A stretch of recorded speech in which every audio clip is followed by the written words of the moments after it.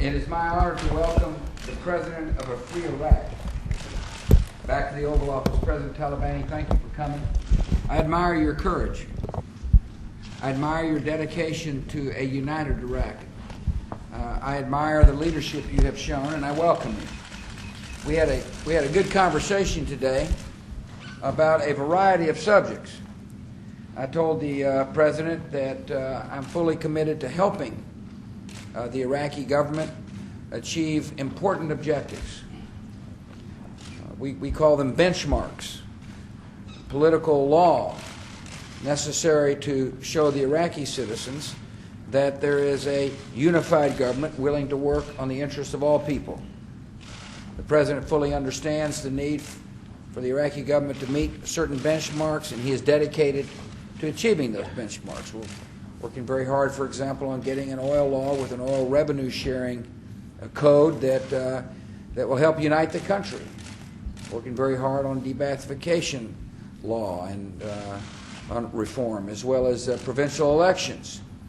We talked about a lot of issues, and I want to thank you very much for your vision, Mr. President, and your willingness to take the hard steps necessary to get the job done.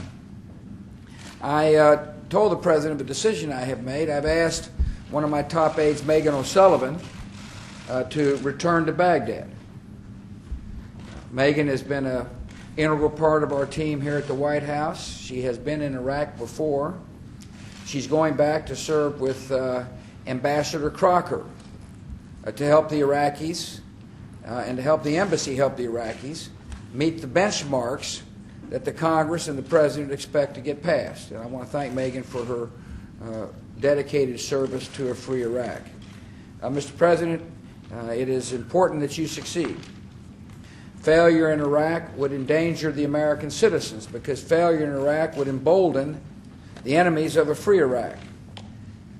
As David Petraeus said, public enemy number one in Iraq is Al-Qaeda. Al-Qaeda happens to be public enemy number one in America, too. And that should say loud and clear to citizens who still remember the lessons of September the 11th that it's in our interest to help the Iraqis defeat Al-Qaeda. We must not let Al-Qaeda have a safe haven in Iraq. We must not retreat in the face of the unspeakable violence that they perpetuate on your citizens. We must help you prevail. And if all Iraqis showed the same courage you showed, we will prevail. And there's a lot of courageous Iraqis there. I'm confident we can succeed, Mr. President. And I want to thank you for coming here to the White House to join me. I'm pleased and honored to meet our great friend, whom we consider the hero of liberating Iraq, President George Bush, who was always with Iraqi people. Also, I must tell you that I am committed as the President of Iraq to benchmark and to do our best to achieve some progress forward for national reconciliation, for passing the law, oil law, diversification and investment and other laws which are now under discussion, and I think we are due to finish all of it and send it to Parliament to be achieved. At the same time, we are committed to do our best to train our army and armed forces to replace gradually the American forces in taking responsibility of security of our country. Of course, we are very grateful to the American people, and I present my condolences to the sacrifice which these glorious people, America had always presented for liberating peoples all over the history, and for Iraqi people and Afghan people and others. We are always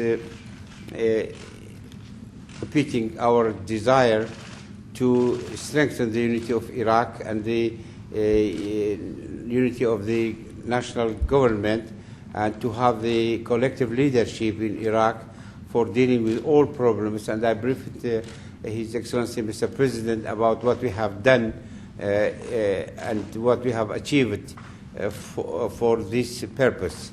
I am glad to have the support of President Bush and the Congress. I am grateful to Congress.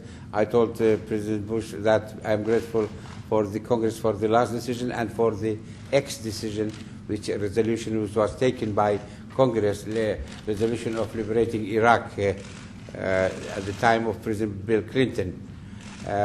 So we are determined to success. Of course, we have problems. I don't say that everything is okay, everything is good, we have no problems. No, we have problems. We have serious problems with terrorism. The main enemy of Iraqi people is Al-Qaeda and terrorists cooperating with them. But there are groups who are now raising arms against us. Now we are negotiating with them to get them back to the political process of the Iraqi people. And we have good achievements. Also, we hope that this will lead to more big steps forward to national reconciliation in Iraq. We are also determined to improve our political and economic life in Iraq. We achieved, unfortunately, media only concentrating on negative sides of Iraq. They are not concentrating on big achievements in Iraq, economic achievements, raising the salaries of the millions of Iraqis, improving the social life, and that all universities, schools, hospitals are working well in Iraq. Besides the problems which we have, we don't deny it.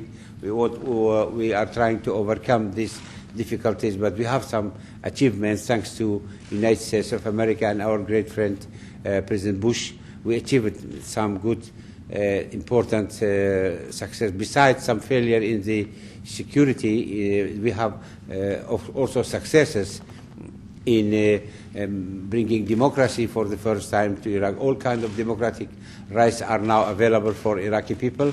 We have free election. We have now parliament elected by people. We have authorities, presidency, prime minister chosen by the people. This is happening for the first time in the history of Iraqi people. Also, we have some kind of success in rebuilding our country. Not all parts of Iraq are terrible areas. We have in the north, in Iraqi Kurdistan, about 4 million Iraqis living in peace, security, and prosperity. And also in the south, we have about 9 provinces now secured, and gradually, days ago, the American forces delivered the responsibility of security to the authorities in the Iraqi Kurdistan. So we are going forward with difficulties. I don't deny difficulties. I don't deny shortage. I don't deny that still we are suffering from some problems, but we are determined to benchmarks, and we are determined to go forward and to achieve, as Mr. President mentioned. Now we are due to end the oil law, which will revenue sharing for all Iraqis, due to review the de-ba'athification. We have a new draft for this. We have an agreement, another proper draft for investment. We are encouraging investment from outside to Iraq, and we are going to renew the local elections, inshallah, in near future for this country. And again, I am grateful, American people, to the President of the American people for what they have done for my people, for Iraq. We are now living in much better situation than we had in the past, and we are facing common enemy, which is terrorism. Al-Qaeda is the enemy not only of Iraq and America, but all people of the world. Look to the Arab countries, everywhere Al-Qaeda, in Lebanon, in Algeria, in Morocco, in Saudi Arabia, in Egypt. The Qaeda is starting work against all peoples of Middle East.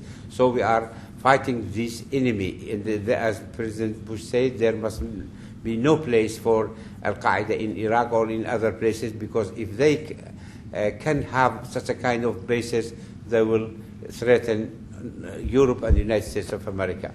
Again, Mr. President, thank you very much. Thank you, sir. Thank you For your time and for warm words you said. Thank you, Mr. President.